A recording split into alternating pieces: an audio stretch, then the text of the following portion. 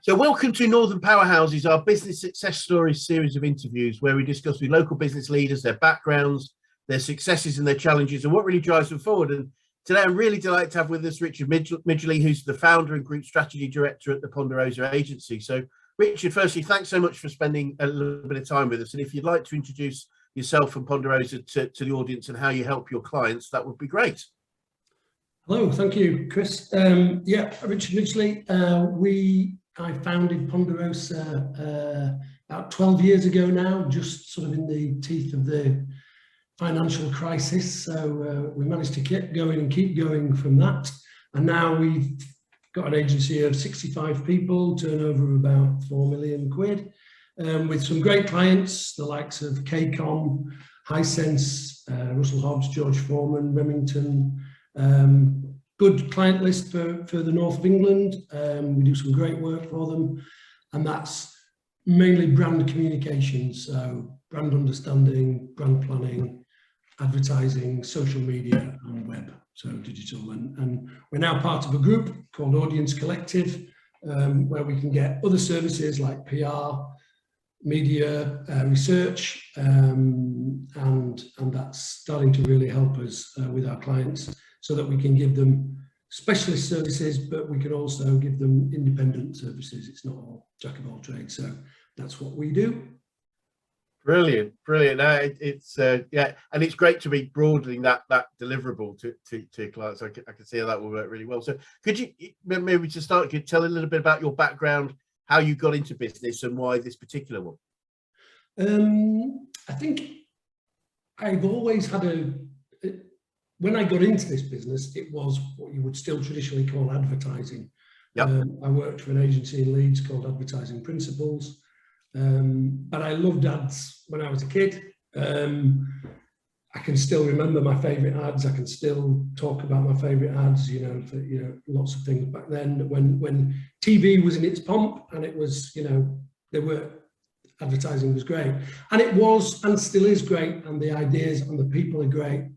I suppose people make fun of me that I'm still a bit too traditional, that I still get excited by making TV ads and press ads, because they're the kind of things you can tell your mum that you're doing, and she gets excited when she sees one of our ads. I love that. Yeah, and I suppose I didn't. I'm not sure I was desperate to get into it, but I came out of university with a geography degree. One of my friends had gone to work for one of the London agencies, and he said he was having a good time, and I sort of fell into it like that. It sounded like, and I don't want to dumb it down too much, but it sounded like good fun. It sounded like it was hard work, but it sounded interesting and rewarding and a little bit glamorous, I suppose. Brilliant. May I ask a question? I was told a little while ago that that in terms of music for adverts, you pick, what was it? If you want to pick a demographic, you play music from when the age that demographic was 15. So you pick something from the charts. Is that just a myth, or is that something? No, I think it's between 15 and 17. I always think it's 17 because when you're 17, the world has just opened up a little bit more, hasn't it? When you're 15, and suddenly everything is in your grasp. But I remember, I think it was one of the banks used, do you remember a TV show called The Littlest Hobo? Yes, I do. Maybe tomorrow I'll want to settle down until tomorrow. And one of the banks used that. Yeah. I remember nearly starting crying when I watched that ad, because it was bang on my demographic. Yeah. So yes, I think if you can get the right thing, it works brilliantly. Music, actually, I think is still, and that's why I love TV and radio, because actually music takes people very quickly on a journey. Yes. To somewhere different. And we've done a few good campaigns. One of the great campaigns we did was Krabby's alcoholic ginger beer, and we used some music that was it was used by BBC Radio back in the 60s for Children's Hour or something like that, and it was just bang on the right music. It took people right to the right place. Fantastic. It's fascinating how we engage these different, the different senses to engage audiences. I always supposed to be, I know I'm very visual, but I still things like smells and stuff still take me back to a vision and a feeling of various things. Yeah, well, I think isn't your smell supposed to be your most primal, because it's the one that works first, isn't it? And that, I think so. Yeah, no, I definitely think so. So we can all probably still remember the smell of our nan's house, can't we? Yeah. Well, the thing I remember, again, we're getting towards it now, is the smell of cut grass. Always reminded my mum was a massive tennis fan, or is a massive tennis fan, and just that approach to Wimbledon, and the grass was starting to be cut, and it was bright sunshine, and just that whole visual olfactory thing going on, and obviously the sound of the Wimbledon theme tune was just something that just always engages me, takes me back to boyhood times. So speaking of boyhood times, when you were growing up, was this something that you always felt you wanted to do, or was there a different career? I don't know necessarily that it was. As I say, I used to love ads, and I would be able to quote ads, and I would be able to. We used to play a game where you had to, if the brand didn't come on the TV, you had to name the brand, and you got a point for that. And if you could name the strapline or get the strapline right, you got an extra point for that. So yeah, I used to watch a lot of telly, like a lot of kids did in the 70s and 80s. But you know. So yes, it was something I was interested in, but as I say, I don't think I knew then, and it was probably because of my dad. My dad was a builder, civil engineer, worked for himself. I knew I wanted to work for myself, but I didn't necessarily know what I wanted to do. And as I say, like I mentioned earlier, I sort of fell into it a little bit, but it felt comfortable when I did get into it. Yeah, great. Yeah, I think that sort of entrepreneurial mindset is quite, is relatively rare. A lot of people, we're brought up, culturally to education, etc., is there to drive us to find a job. But when I speak to many people, they sort of know from quite an early age it's about working for ourselves, and there's something quite unique about that. Yeah, and I am a I've got kids now who are, one of them's doing his A-levels, the other one's doing his GCSEs, and I'm a big one for. I believe in education for the sake of education.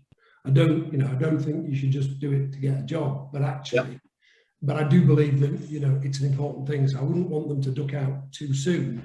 And maybe that's because all my family left school at 15, 16, and I was the only one that went to university. But so I do value it, but I agree with you. I think I knew I wanted to work for myself no matter what. Brilliant.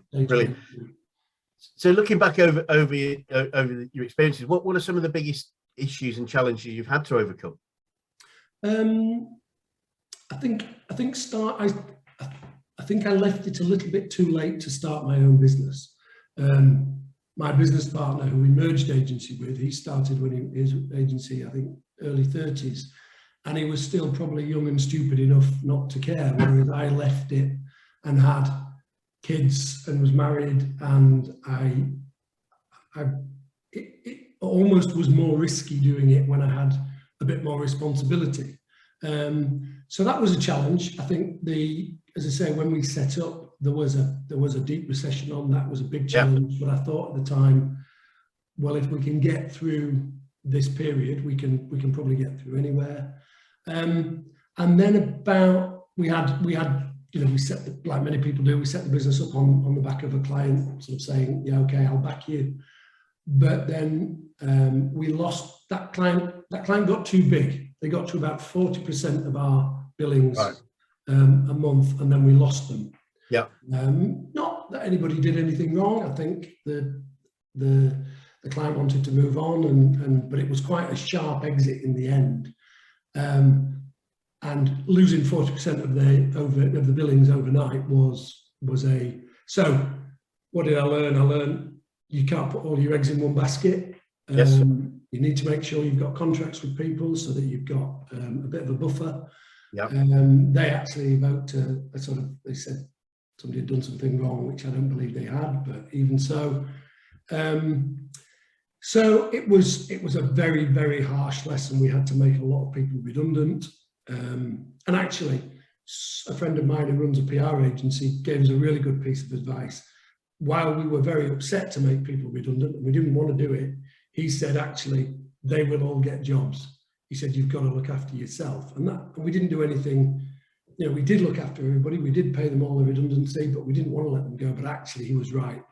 They all immediately found jobs. It was the agency and the people that were left that really had to work hard to fight back, to win some more clients, to pay the bills. We ended up, not being able to pay ourselves for a long time, and it was hard. So that was probably the hardest lesson, the harshest lesson. And then more recently, I think, having just been become part of a wider group, Audience Collective,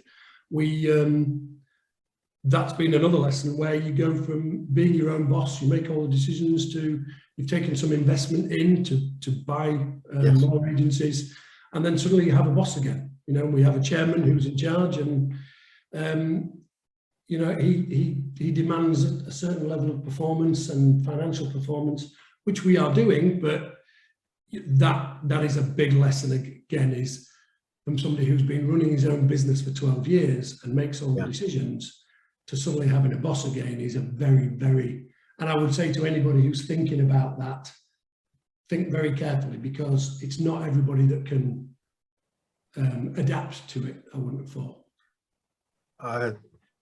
Funnily enough, I was having that conversation with somebody yesterday, so I think I might ask them to A, watch this, and B, maybe connect you with them. It would be quite good to pick your brain. More than happy to talk to them. I wouldn't say don't do it, but I think you go into it with your eyes open, knowing that it's not just somebody who's going to give you a nice fat check and let you carry on being in charge and doing what you want.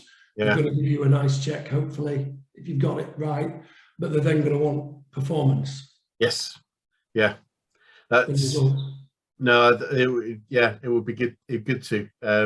It might be good to do that. He's pondering his future at the moment, so that might be quite useful.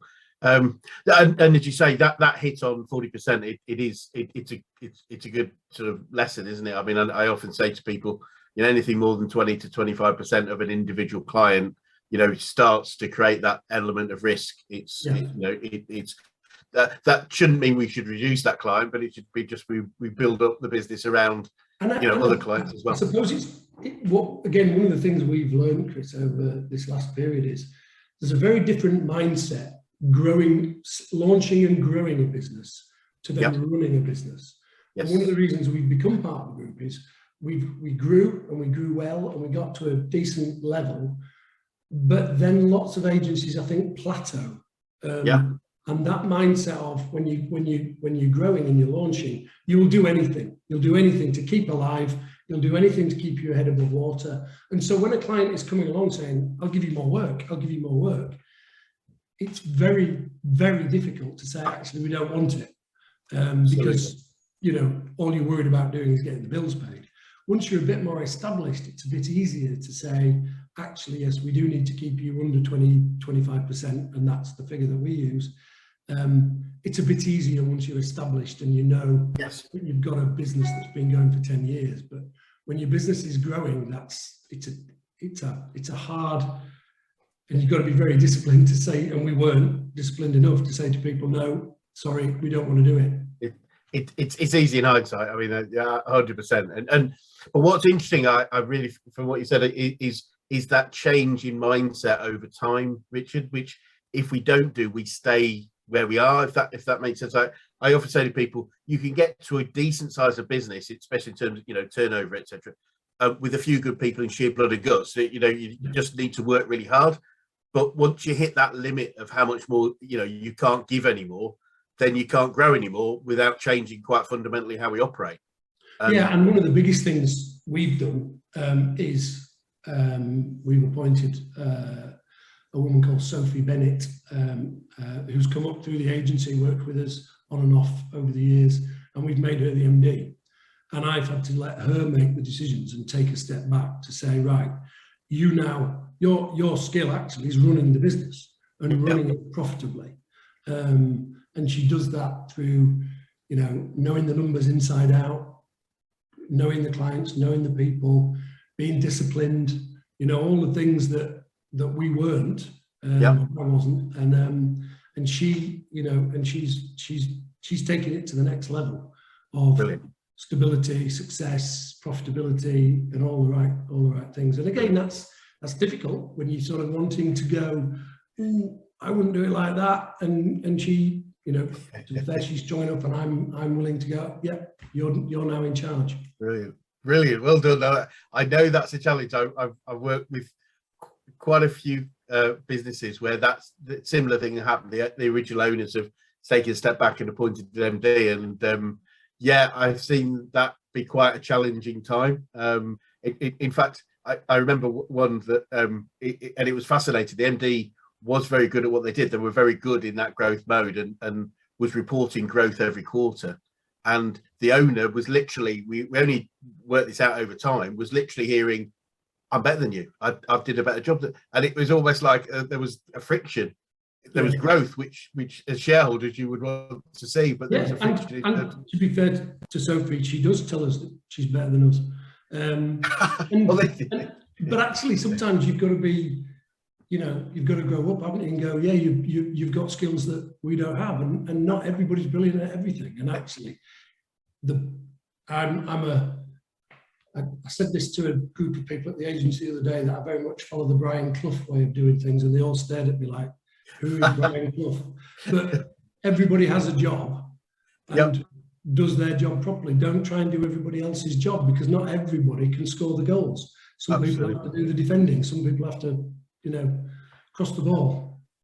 And the real thing that I've seen over time is the establishment, survival, and initial growth phase. That founding a business is very, very few people will ever do it, and that's the point. It's growing a business that has a level of establishment. Is, you know, there are many very, very good people at doing that, but there are only a few people that actually take on that choice to found something that grows. So, you know, having somebody that's great at growing it once it's established and got to a certain level of success is great, but actually that foundation is a totally different mindset and skill set. So it's very rare that follows all the way through. Yeah, and we were trying to analyze it and think about what is the difference, what is, and I think when you set up a business and you've got some clients that, you know, that have come with you, and actually, and this is meant with no disrespect to any of those clients, but actually you almost feel grateful to them. And so sometimes when you're having to have those difficult conversations of, no, you're going to have to pay for that, or we're going to have to charge you a bit more for that because you've changed the brief. In the old days when you're setting up, as I say, mentioned earlier, you just do it because you just want to hang on to the client. And absolutely. Whereas when you're then trying to say, no, we need to be a bit more profitable, you've still got to provide the service, and you can't take the mickey out of clients, but you've also got to be able to stand your ground and say, no, we need. So it's taking away that, you know, we're not just grateful anymore. You know, we believe in ourselves, we believe in our product, we believe in what we do, and we are very good at it, and therefore we need people to pay for it. And I think, you know, we've still got a business, so fortunately, I think they do value us and what we do. Well, clear, absolutely clear, which is brilliant. So what would you say are some of the biggest learnings that you've had in business, and, you know, maybe in life, but in business primarily? I think the biggest learning, I think, in life and the business is certainly not a business like ours. It's all about the people. Yeah. We have a fantastic team, and I know probably everybody you speak to says this, but, you know, they've been unbelievable through lockdown. They've worked hard. They've merged with other agencies on lockdown. You know, lots of this sort of change has come over the last couple of years. They've kept the clients happy. They've all gone that extra yard, but it's all about the people. And I think the people can be your biggest asset, but when the people bit isn't going right, and again, we had in lockdown, but other times where we've had people saying, look, I'm working myself to the, you know, I'm going to blow myself out. You've got to realize that, and you've got to make them, you know, comfortable and happy and fulfilled, and you've got to reward them. So I think that is, but what I've also learned, and I learned this from my old boss, is you've got to allow people to do their job. You know, again, coming back to the specialist, and you employ people because they're good. You don't need to employ good, expensive people and then tell them how to do it. You've got to allow them to, be good at what they are good at. And I think that's an important thing that I've learned. I also think, again, going back to the Brian Clough thing, is let people do what they're good at. A good creative person isn't necessarily the best people manager. Yes. But we have somebody who's the best creative, and in the old days we'd say, right, manage all these people.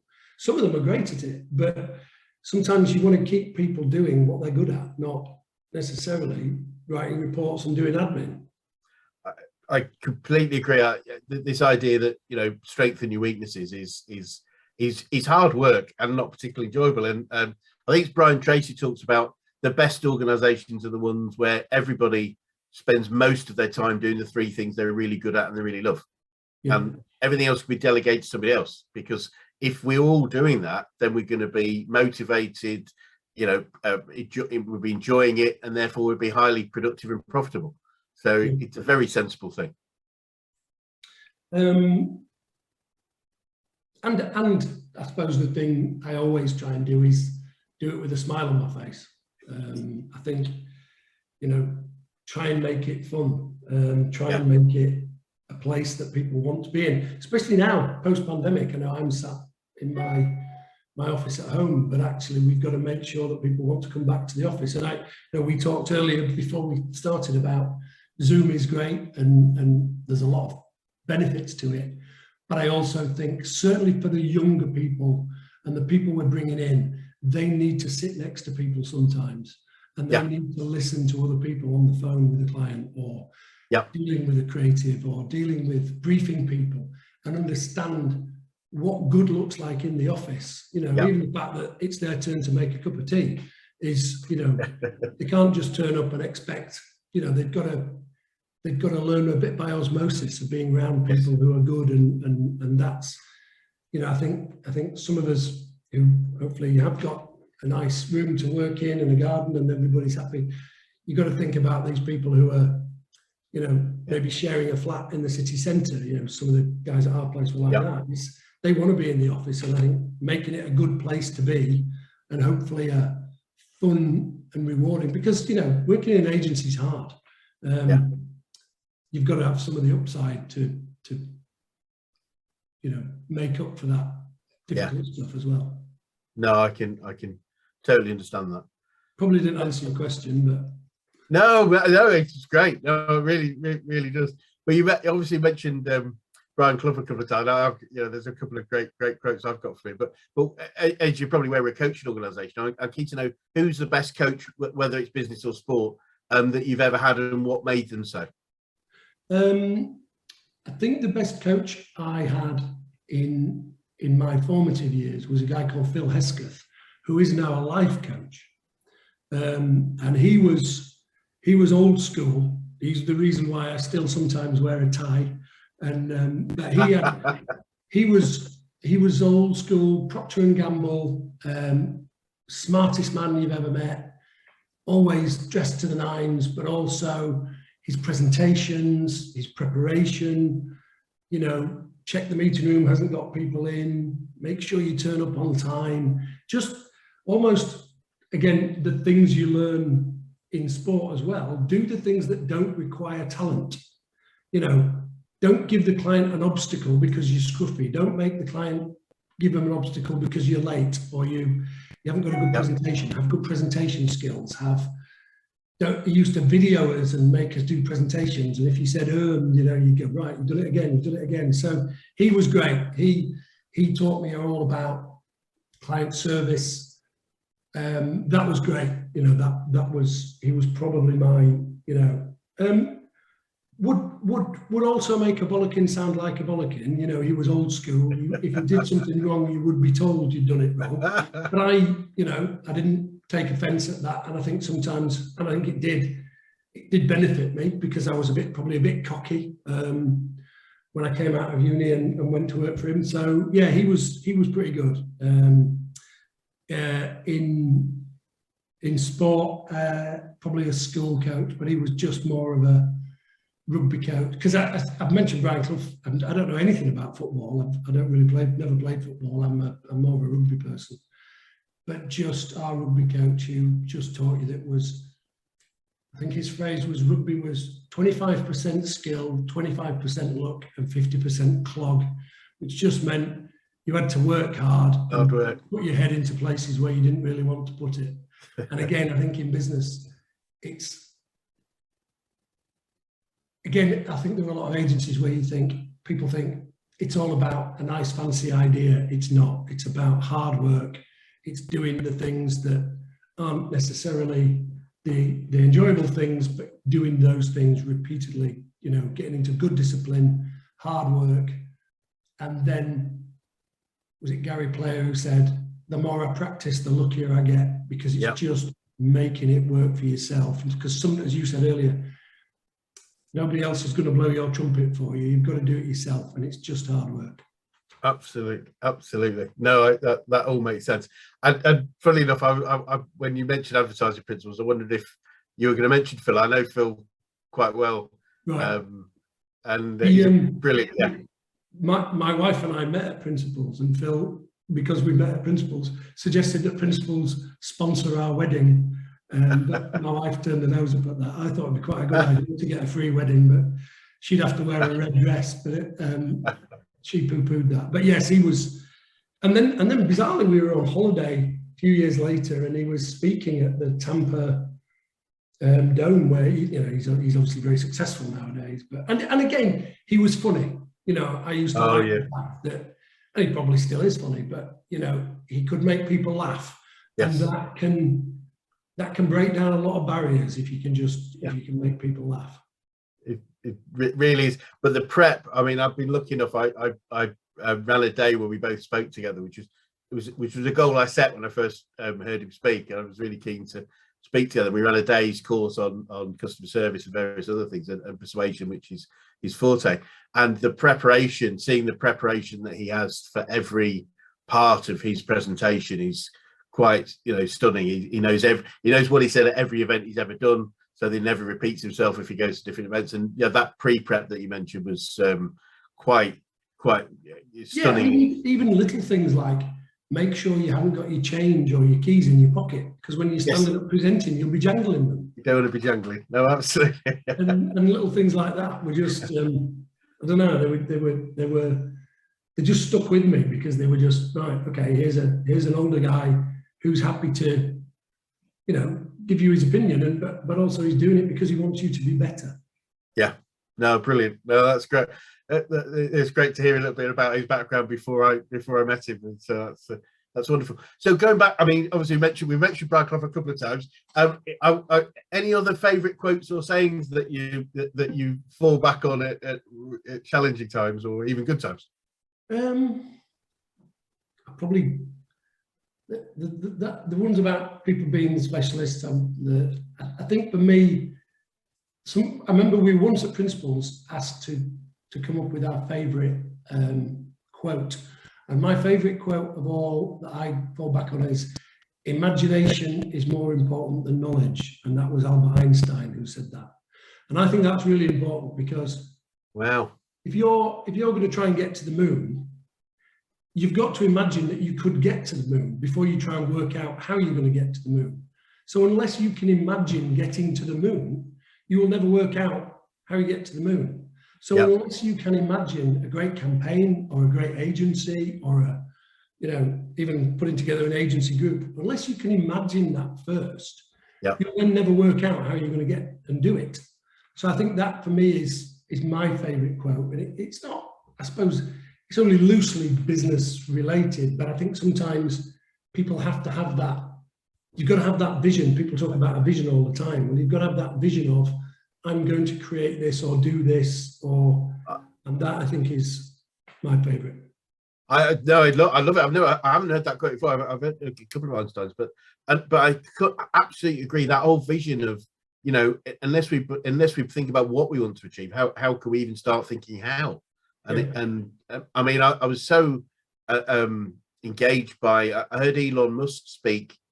It was probably a couple of years ago now. I think it was when they had one of the key successes with the SpaceX project, and I don't think it was the landing, but it was something they'd achieved. I think anyway, and he clearly was visioning civilization on Mars.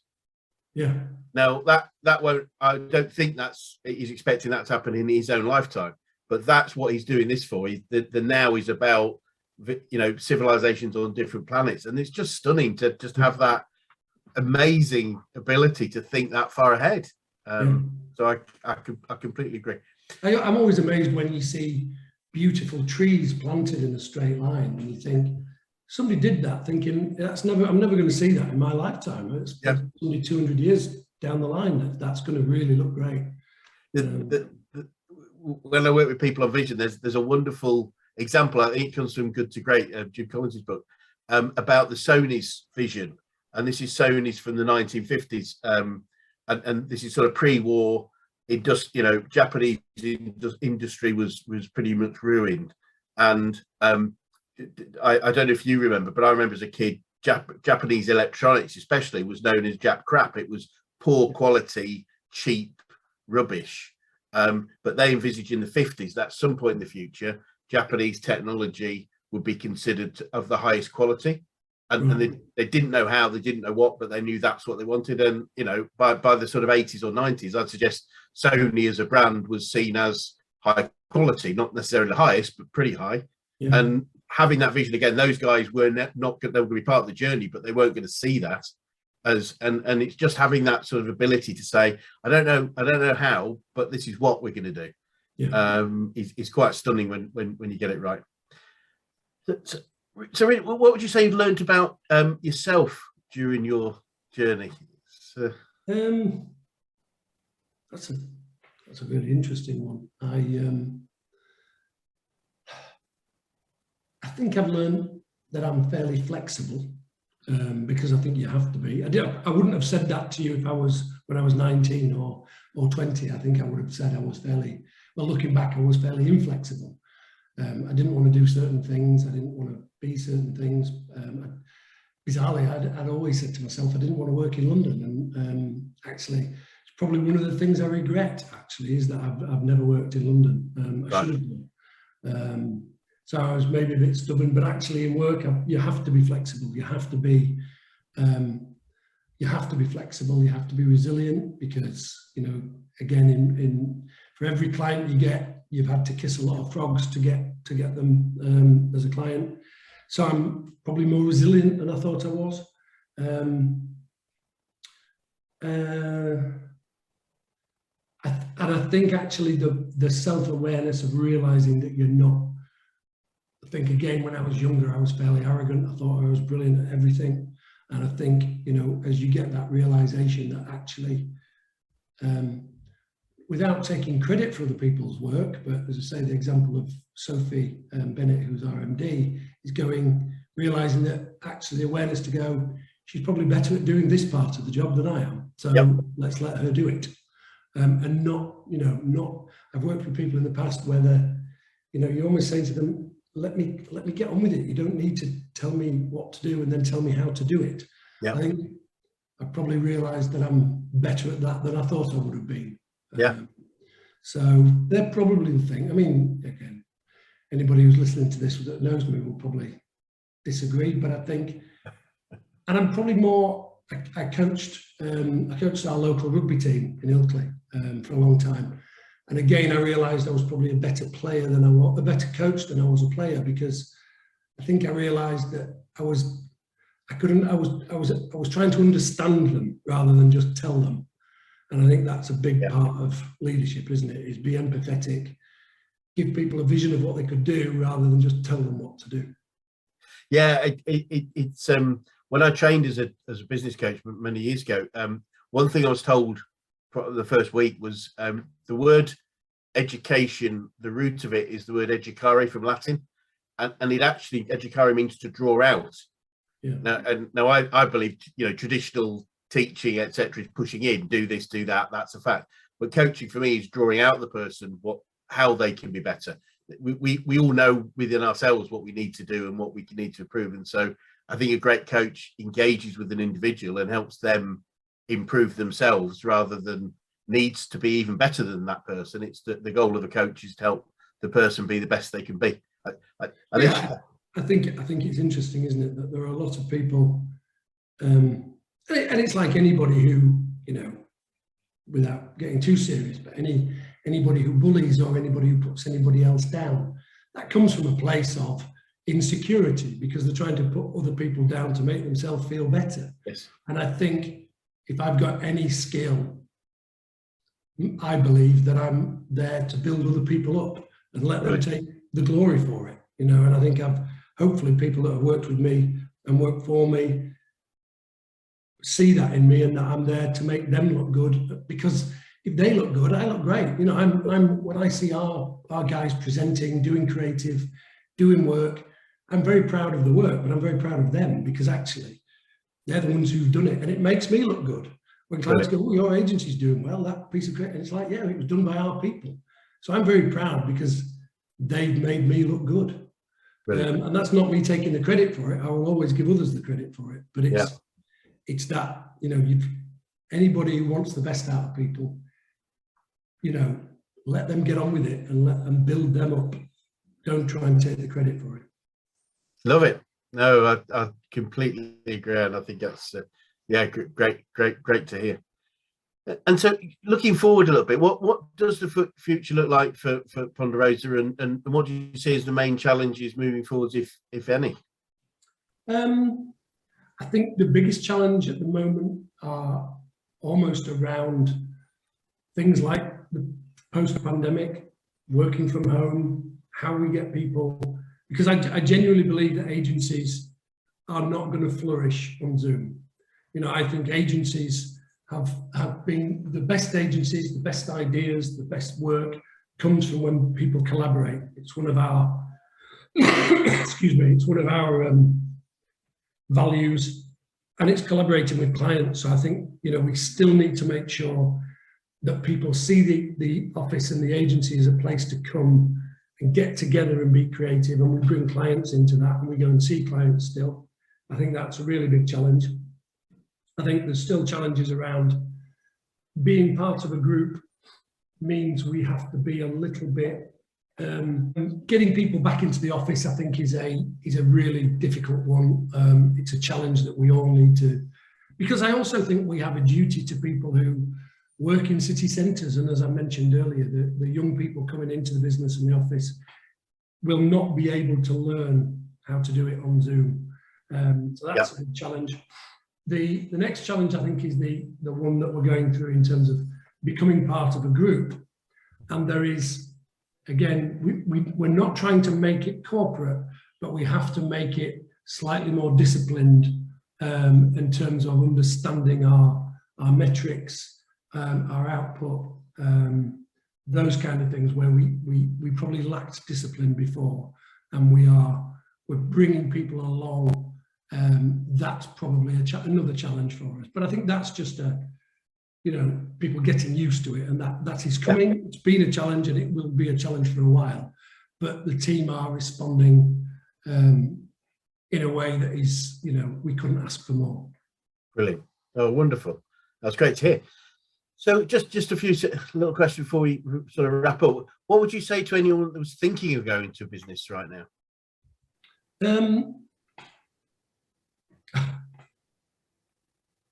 I'd definitely say do it. I think people can spend too long. I probably spent too long thinking about it. I'm a bit of a worrier. And so I probably spent too long thinking, is it going to be okay?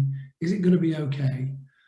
And I should have done it earlier. And I think one of the things people, perhaps think themselves out of it. I think if you've got an idea and you've tried it out on a couple of people, you don't need to try it out on hundreds of people. You need to try it out on a couple. You need to listen. And then I think you go for it. And when you go for it, you've got to give yourself plenty of time. I would say do it with I ended up saving up enough money to be able to say, I've got at least 6 months to a year before I have to say, this has not worked. I've got to have to either get a job or do something else. I think sometimes, and I think what I would say is try it, but never. I think we need to be a bit more American about how we.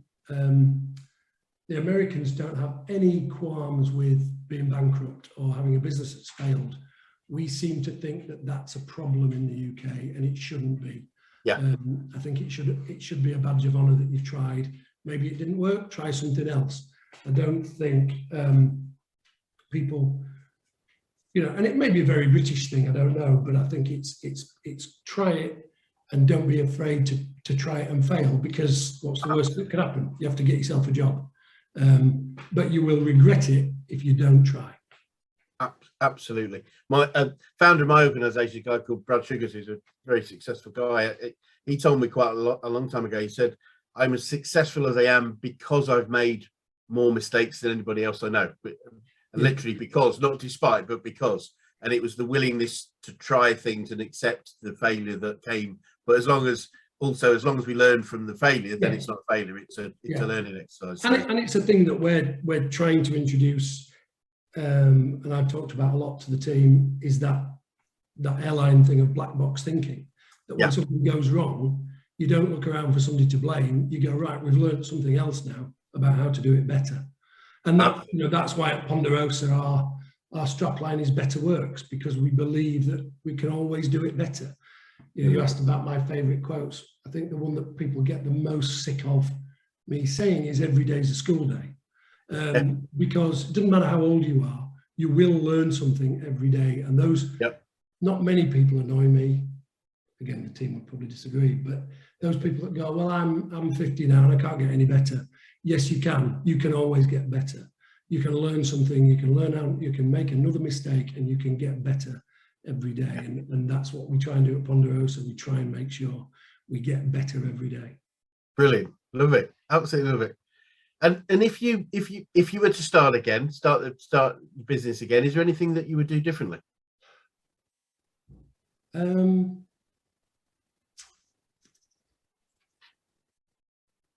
Genuinely, off the top of my head, no. I think I enjoyed it. I started with very talented people, very talented creative director. I had a couple of clients who, we knew we might be able to get some work out of. But I don't think, what would the alternatives be? The alternatives would be borrow a load of money and do it. I wouldn't want to do that, because we weren't saddled with debt when we started. That was a really good start, that it was just down to us. I'd maybe, if I was going to start again, I'd think about maybe going back down, going down south, because I think the north it's still a bit harder to do in our business. It is harder. I could imagine. Budgets aren't as big. Lots of clients sometimes need convincing to spend the money. And then you advise them on how to spend it. And that's what clients were like when we started. Whereas it's so much easier if you're having clients who have money to spend and they just want help spending it. That would be my, but that's a luxury that takes 10 years to build. So I know it probably doesn't help your podcast of things I would do differently, but genuinely, I'm not sure there are many things that I would. I learned from an old boss that you had to help people do their jobs, which means give them the right kit, give them the right facilities, give them the best, the best working environment, and we've strived to do that. Keep them happy. Don't be greedy short term. Pay the bills, but you've got to keep the business going rather than taking too much money out of it. So unfortunately, no, I don't. I'm not saying I did everything right, but I think you wouldn't get the business that hopefully I've got without doing it that way. I think, as I say, I think the mistakes help you learn more than the successes. I honestly, I'm not surprised you said what you just said, because I think exactly that is, if you've learned from the mistakes, then we needed to have the mistakes to get the successes. It's almost like they come together. And someone else said, and I would concur with that, was that if I do anything differently, I might not be here. I might not be exactly here right now. And if I'm happy where I am, then that's okay. Yeah, and it's interesting. I mean, we're having this conversation at the moment because we are setting up a couple of new initiatives around more of a consultancy offer where we can bring in the experts that we've got around the group. So if a client has a need, I can bring in a PR expert, you know, somebody who's been doing PR for 25 years. I can bring in a research expert. I can bring in a digital media expert. I can bring in myself as a brand planning expert, all those people. And so we're trying to create that. But actually, we'll make just as many mistakes doing it now, even though we've all set up our own businesses successfully, we'll still make mistakes. And anybody who thinks they won't, I think is kidding themselves. So yeah, we are doing it. And in a few months, I'll come back and tell you all the mistakes we made doing that. Brilliant. That would be great. And finally, I have one other bonus question I'm going to ask you right at the end. But what you mentioned yourself at 19, but what would be the best advice you'd give an 18-year-old you if you could? Well, my son is 18, and obviously he's the person that will listen to me the least. But I think, as I say, I came from a family where nobody else had been to uni, so my dad was a bit nervous about uni. He was desperate to get me there and get me out the other end and get me working, because that was the world that he'd come from. Yep. Whereas I'm saying to my son, yes, I want you to go to university because I believe in education. You know, even if it doesn't lead to a job, I believe that experience and that knowledge, you know, education is something that nobody can take away from you. But I would say don't rush into work too quick.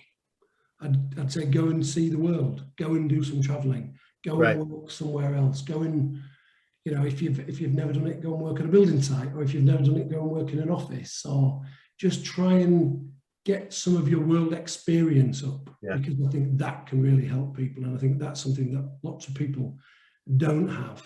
And I would also say to that 18-year-old, being good-mannered can get you a long way. Yeah. Always say please and thank you, and look people in the eye when you're talking to them, because I did a whole thing on interviews, and I think it's really, it worries me that lots of young people, it's not their fault. I don't think they've been helped. And I think that can be a barrier to getting jobs. And I think we need to help people with the softer skills, whether it's manners, whether it's how to talk to people, how to do an interview. It's something that we're hopefully doing some work with some kids in schools around the agency. And our HR, head of HR, Sarah Speechley, is looking into where we're helping people, because I think that's something that people, I think some young people unfortunately have too narrow an experience, and I think they need to broaden their experiences before they come into work. So I'd say education's great, don't rush into work, but get yourself some world experience. Yeah, and I think we talked earlier, you know, the electronic world we're in now, you know, sort of reduces some of those skills naturally. So, you know, building them up in a different way is quite important, isn't it? If you're not with somebody all the time, the politeness and the way of working with somebody can be adjusted, can be affected. Well, yes. Richard, thank you. It's been absolutely delightful and really, really fascinating, actually, especially some of the things that you've experienced and the learning. So I'd really like to thank you for taking part. No problem. Thank you very much for having me. Brilliant. Thank you.